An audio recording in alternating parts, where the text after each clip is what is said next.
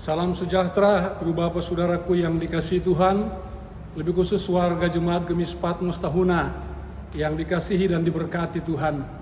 Dalam memaknai hari ulang tahun ke-62 tahun Gemis Jemaat Patmos di bilangan usia ini yang akan diperingati pada tanggal 10 Mei tahun 2023. Kami datang ke hadapan Ibu Bapak Saudaraku. Sejenak kita akan mensyukuri penyertaan Tuhan menyertai perjalanan hidup Gemis Jemaat Patmos Tahuna.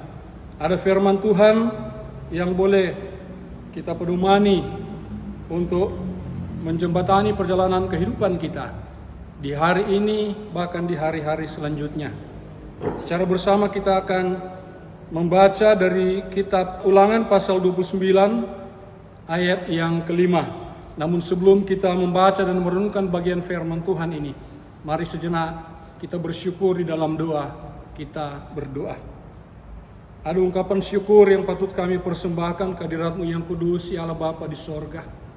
Ketika kami boleh ada menapaki kehidupan secara berjemaat, kami bersyukur atas tuntunan penyertaan-Mu, di mana Jemaat Gemis Patmos Tahuna boleh mengenang penyertaan Tuhan membilang angka usia 62 tahun.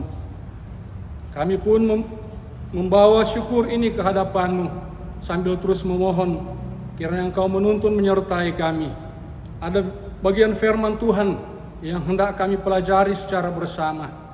Mampukan setiap kami untuk boleh memahami, terlebih dapat menerjemahkannya dalam kehidupan kami setiap hari. Berfirmanlah ya Tuhan, kami mendengar, di dalam nama Kristus Yesus firman yang hidup, kami berdoa kepada Bapa di sorga. Amin. Ayat kelima, kitab Ulangan pasal 29 berkata, 40 tahun lamanya aku memimpin kamu berjalan melalui padang gurun. Pakaianmu tidak menjadi rusak di tubuhmu, dan kasutmu tidak menjadi rusak di kakimu. Ibu Bapak Saudaraku yang dikasihi Tuhan, bagian firman Tuhan ini adalah penggalan kisah kepemimpinan Tuhan kepada hambanya Musa dalam memimpin umat Tuhan di kala itu. Ketika mereka harus menjalani kehidupan 40 tahun di masa perbudakan di Mesir, Tuhan boleh menuntun perjalanan umat Tuhan dalam penggembalaan nabinya Musa.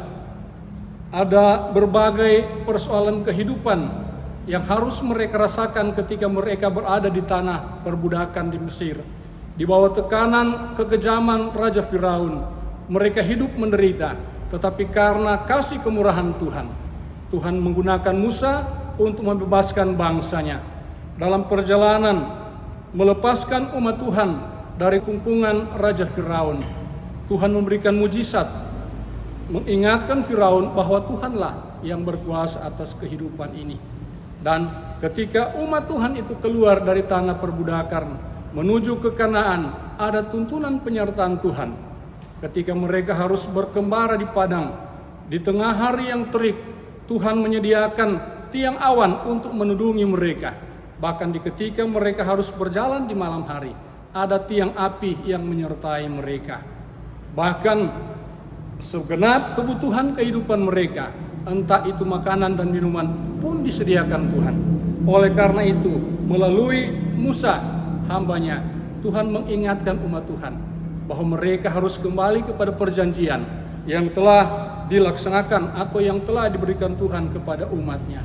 Ketika mereka setia, maka Tuhan tidak akan meninggalkan mereka. Tetapi ketika mereka menyimpang, maka Tuhan akan menegur mereka. Ibu Bapak Saudaraku yang diberkati dan dikasihi Tuhan, demikian pun perjalanan kehidupan umat percaya dalam lingkup pelayanan Gemis Jemaat Patmos Tahuna. Terhitung sejak 10 Mei tahun 1961, dalam proses memanunggalkan jemaat oleh para pendiri jemaat ini, mereka harus menetapkan satu misi untuk keluar dan membangun satu persekutuan yang utuh sebagai umat gembalaan Tuhan. 62 tahun ketika dihitung dari 10 Mei 61, maka ada sederet persoalan panjang, ada sederet dinamika yang menyertai perjalanan hidup berjemaat.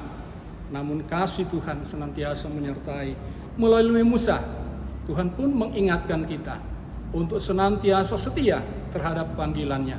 Sebagaimana Patmos ini dibentuk dengan pemahaman sederhana para leluhur kita yang menggunakan kata Patmos sebagai akronim dari persekutuan anak Tuhan menuju orang seiman, dan kiranya itu pun akan mengilhami generasi kini untuk terus membangun sebuah persekutuan dalam dinamika kehidupan, terlebih dalam tantangan hidup di era digitalisasi saat ini. Kita pun ditantang, mampukah kita mempertahankan makna sebuah persekutuan dalam bingkai iman secara orang percaya, lebih khusus yang ada di Gemis Jemaat Patmos. Ibu bapak saudaraku, warga Jemaat Patmos dimanapun berada, kisah perjalanan umat Tuhan yang dipimpin oleh Musa itu pun mengilhami kita. Kiranya 21 orang pendeta yang pernah memimpin jemaat ini, yang telah membekali jemaat ini, itu pun akan memampukan kita mengaktakan kepengikutan kita sebagai persekutuan anak Tuhan menuju orang seiman dengan mengangkat tema berakar, bertumbuh dan berbuah. Maka usia 62 tahun tentu kita berada pada masa memberikan buah yang terbaik. Kiranya dalam tuntunan penyertaan Tuhan kita dimampukan untuk mengaktakan itu sebagai umat Tuhan yang terus dituntun dan diberkati oleh Tuhan. Terpujilah Kristus dengan firman-Nya. Amin. Mari kembali kita mengucap syukur di dalam doa. Kita berdoa. Mengucap syukur kami kehadirat-Mu yang kudus ya Tuhan, ketika dalam tuntunan penyertaan-Mu sebagai umat percaya di lingkup persekutuan Gereja Masehi Injilis Sangieta Laut, Gemis Jemaat Patmos Tahuna, kami boleh mengenang kebaikan Tuhan membilang angka usia 62 tahun. Kiranya kami pun dapat memanifestasikan wujud penyertaan-Mu dalam aspek kehidupan kami masing-masing sebagai satu persekutuan di lingkup keluarga jemaat pun dalam bermasyarakat. Kiranya buah yang pernah menjadi satu inspirasi dari para leluhur kami, itu pun dapat kami jabarkan di kehidupan kami di saat ini, bahkan ketika kami diperhadapkan dengan tantangan masa depan.